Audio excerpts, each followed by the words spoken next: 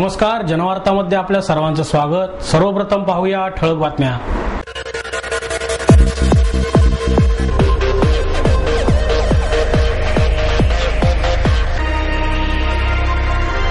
पुणे आणि पिंपरी चिंचवड परिसरातील सर्व कनिष्ठ महाविद्यालयात 11वी प्रवेश प्रक्रियेला सुरुवात।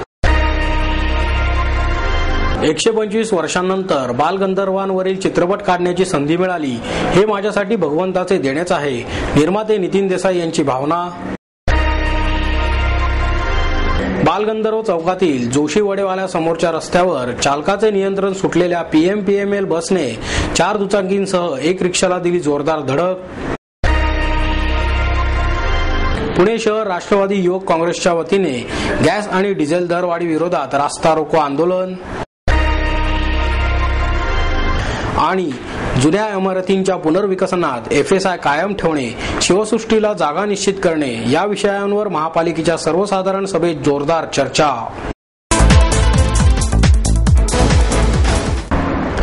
पुणे आणि पिंपरी चिंचवड परिसरातील सर्व कनिष्ठ महाविद्यालयांमध्ये 11वीची प्रवेश प्रक्रिया सुरू झाली।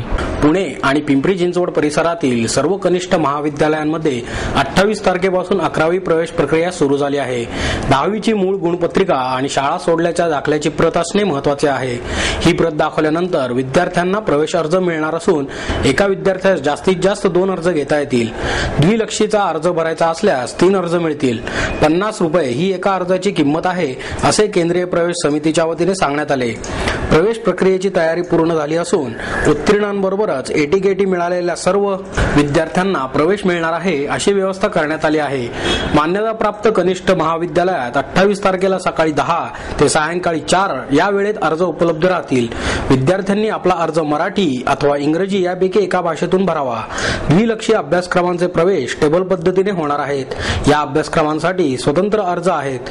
गुणवत्ता आणि आरक्षणानुसार प्रवेश मिळणार आहेत। 10वीला 2 विषयात अनुत्तीर्ण झालेल्या विद्यार्थ्यांना 1 ते 4 ऑगस्ट दरम्यान प्रवेश मिळणार आहेत। ICSCच्या विद्यार्थ्यांसाठी यंदापासून स्वतंत्र अर्ज आहेत। मराठवाडा मित्रमंडळ येथे अर्ज विक्री होणार आहे। 28 जून ते 5 जुलै दरम्यान नुमवी मुलांचे विद्यालय, SUP महाविद्यालय, आबासाहेब गरवारे महाविद्यालय, मराठवाडा मित्रमंडळाचे वाणिज्य महाविद्यालय, मॉडर्न महाविद्यालय, फर्ग्युसन महाविद्यालय यांच्यासह 16 महाविद्यालयांमध्ये अर्ज उपलब्ध करून देण्यात येणार आहेत। प्रवेश प्रक्रियेसंदर्भात अधिक माहितीसाठी 32346011 किंवा 32346012 या क्रमांकांवर संपर्क करावा। 125 वर्षांनंतर बालगंधर्वांवरील चित्रपट काढण्याची संधी मला मिळाली, हे माझ्यासाठी भगवंताचेच देणे आहे, अशी भावना निर्माते नितीन देसाई यांनी व्यक्त केली। वसंत कला आर्ट्स, अशोक साळवी प्रोडक्शन आणि एक्सटेक इन्फोकॉम प्रायव्हेट लिमिटेड यांच्या संयुक्त विद्यमाने यशवंतराव चव्हाण नाट्यगृहात नितीन देसाई यांच्याशी बालगंधर्व चित्रपट निर्मितीच्या अनुभवाबद्दल परिसंवादाचे आयोजन करण्यात आले होते। या प्रसंगी प्रसिद्ध उद्योजक दाजी काका गाडगीळ, शाहू मोडक प्रतिष्ठानच्या प्रतिभा मोडक, प्रमोद आडकर, आदिनाथ साळवी आदी उपस्थित होते। अनुभव व्यक्त करताना ते म्हणाले, बालगंधर्वांनी नाट्यसंगीताची सुवर्णनगरी स्थापन केली। नाट्यसंगीत करत असताना रसिकांचा विचार करूनच ते सादर केले जात असत। त्यांच्या या नाट्यसंगीतातून आपली मराठी संस्कृती आणि परंपरा दिसते।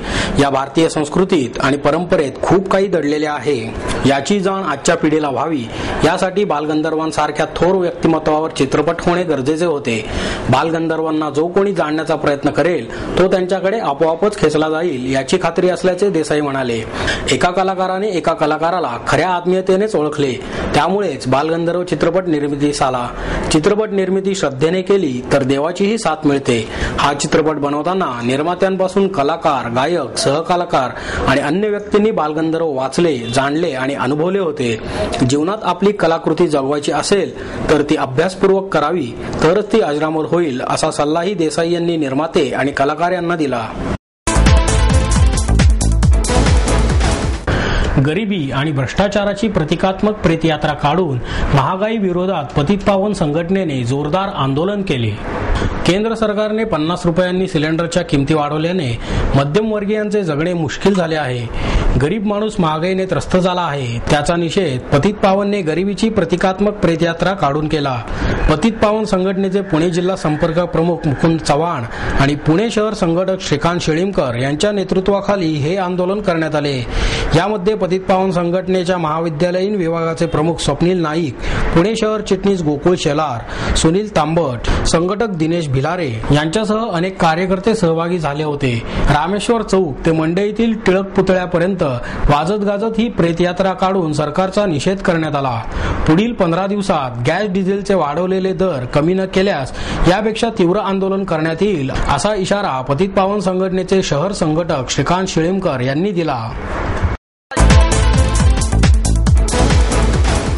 बालगंधर्व चौकातील जोशीवाडेवाले समोरच्या रस्त्यावर चालकाचे नियंत्रण सुटलेल्या PMPML बसने 4 दुचाकींसह एका रिक्षाला जोरदार धडक दिली. सोमवारी सायंकाळी 5च्या सुमारास घडलेल्या या विचित्र अपघातात 2.5 वर्षांच्या चिमुकलीसह 4 जण जखमी झाले. कॉर्पोरेशनहून कोंडवा गेट येथे जाणारी बस जोशीवाडेवाले समोर येताच या बसने सिग्नलवर थांबलेल्या 4 दुचाकीस्वारांना धडक दिली. त्यानंतर ही बस एका रिक्षाला धडकली.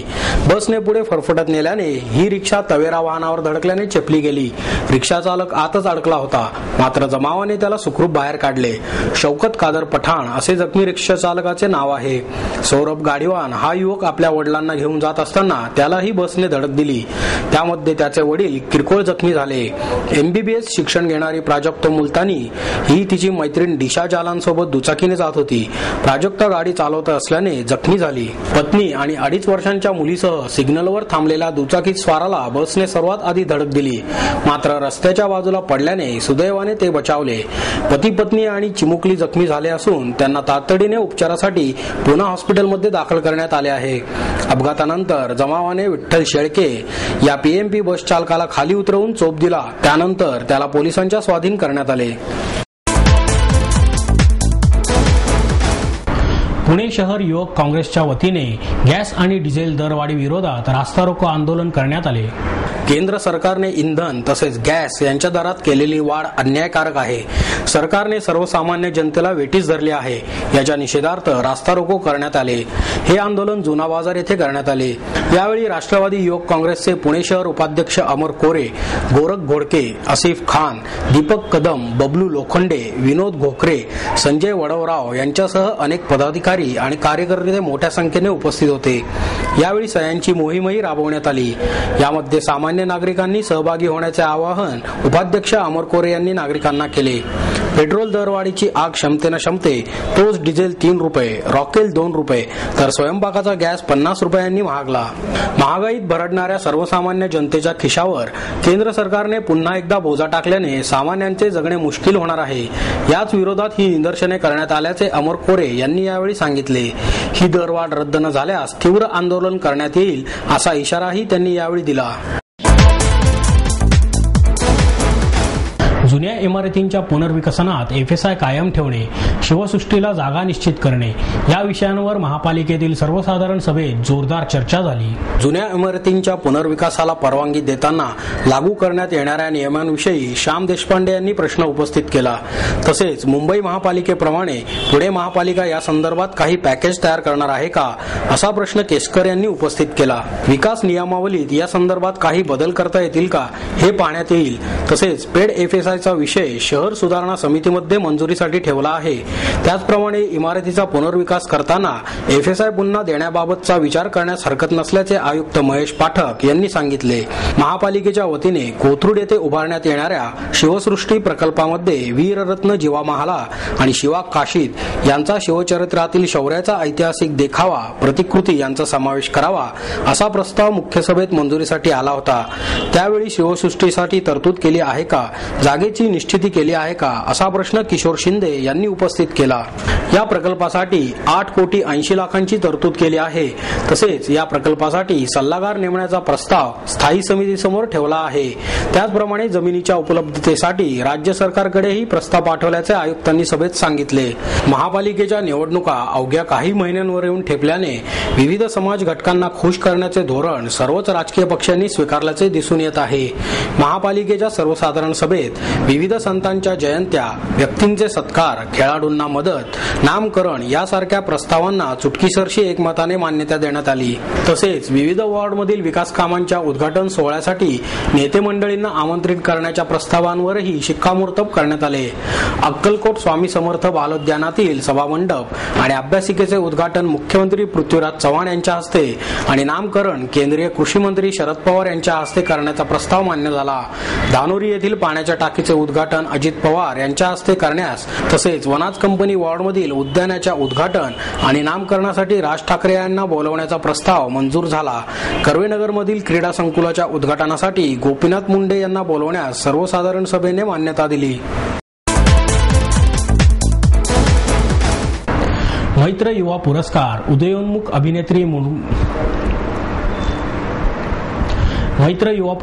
उदयोन्मुख अभिनेत्री मृण्मयी देशपांडे हिला प्रदान करण्यात आला. अखिल ब्राह्मण मध्यवर्ती संस्थेच्या वतीने मैत्र युवा पुरस्कारांचे वितरण ज्येष्ठ अभिनेत्री स्मिता तळवळकर यांच्या हस्ते करण्यात आले. यावेळी तळवळकर म्हणाल्या, पालकांनी आपल्या मुलांसाठी कॉन्व्हेंटमध्ये प्रवेश घेऊ नये. आपली मराठी भाषा आपणच जपली पाहिजे. कॉन्व्हेंटमध्ये गेलेली मुले मराठी भाषा व्यवस्थित बोलू शकत नाहीत अशी खंतही त्यांनी यावेळी व्यक्त केली. या प्रसंगी व्यासपीठावर सुनील महाजन, प्रकाश दाते, विश्वनाथ भालेराव, निखिल दांडेकर आदी उपस्थित होते. तळवळकर यांच्या हस्ते युवा अभिनेत्री मृण्मयी देशपांडे हिला युवा पुरस्कार, तर शरयू दाते, संकेत देशपांडे, शशीधर म्हस्कर, करुण सरोदे यांचाही पुरस्कार देऊन गौरव करण्यात आला. पुढे बोलताना तळवळकर म्हणाल्या, सामाजिक जाणीव म्हणून आपण आपल्या मराठी भाषेकडे पाहिले पाहिजे. प्रत्येक क्षेत्रात मुद्देसूद बोलता आले पाहिजे.